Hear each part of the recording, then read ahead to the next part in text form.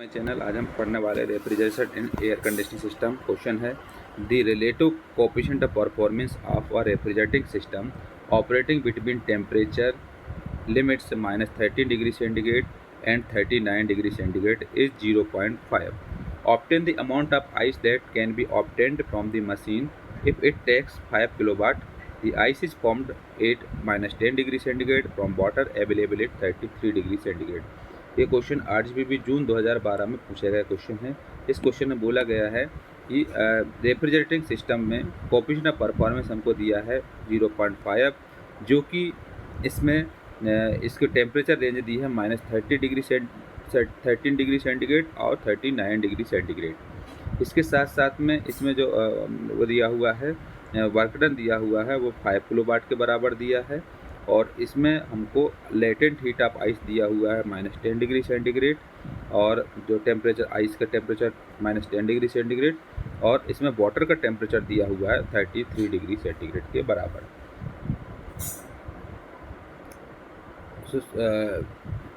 Amount of ice इसमें calculate करना है। तो सबसे पहले इसका सॉल्यूशन में गिवन लिखेंगे T1, जो कि ये रहेगा T1 इक्वल टू दिया -13 डिग्री सेंटीग्रेड।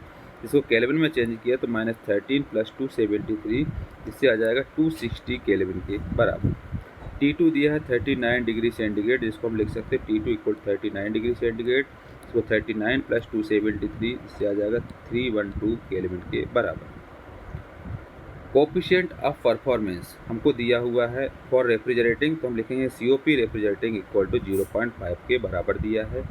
वर्क डन दिया हुआ 5 किलोवाट, तो W इक्वल टू 5 किलोवाट के बराबर।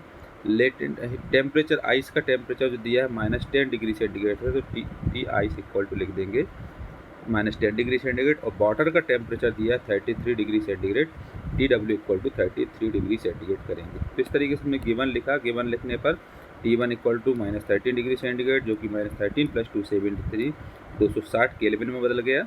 और T2 39 डिग्री सेंटीग्रेड, जिसको केल्विन में चेंज किया तो 39 + 273 मतलब 312 केल्विन के बराबर। Coefficient of performance of refrigerating जो कि 0.5 दिया हुआ है। कैपेसिटी ऑफ वो जो दिया W वर्क डन दिया है, पावर इक्वल 5 किलोवाट। आइस का टेम्परेचर -10 डिग्री सेंटीग्रेड और वाटर का टेम्परेचर दिया है 33 डिग्री सेंटीग्रेड।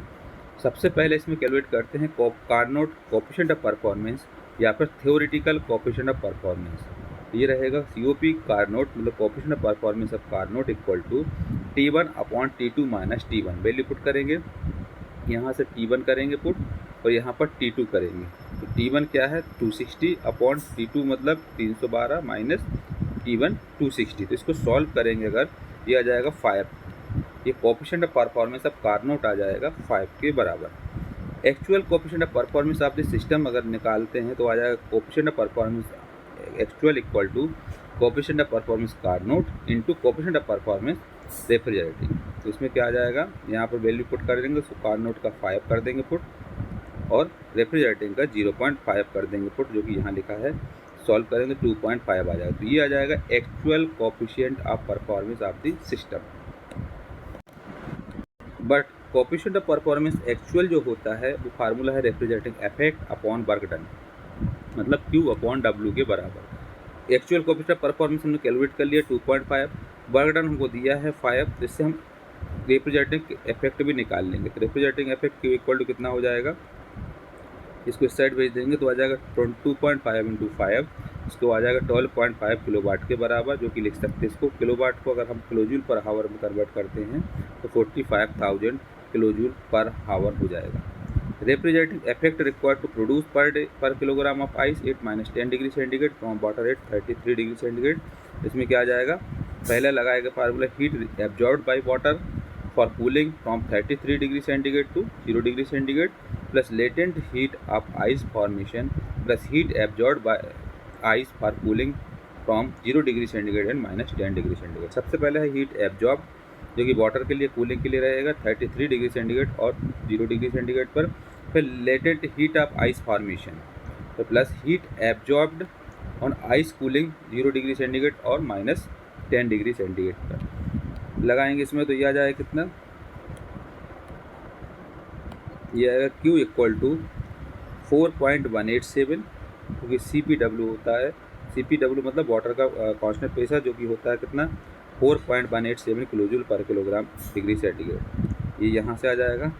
इसके बाद 33 माइनस 0 मतलब TW है, जो टेम्परेचर का वाटर का टेम्परेचर है 33 डिग्री सेंटीग्रेड माइनस 0, प्लस फिर है लेटेंट हीट ऑफ आइस जो कि 336 है, जो कि ये रहेगा, प्लस 2.1 और यहाँ आ जाएगा 0 माइनस 10 डिग्री सेंटीग्रेड, ये माइनस 10 डिग्री सेंटीग्रेड। इसको सॉल्व करेंगे तो इससे आ जाएगा क्या Q।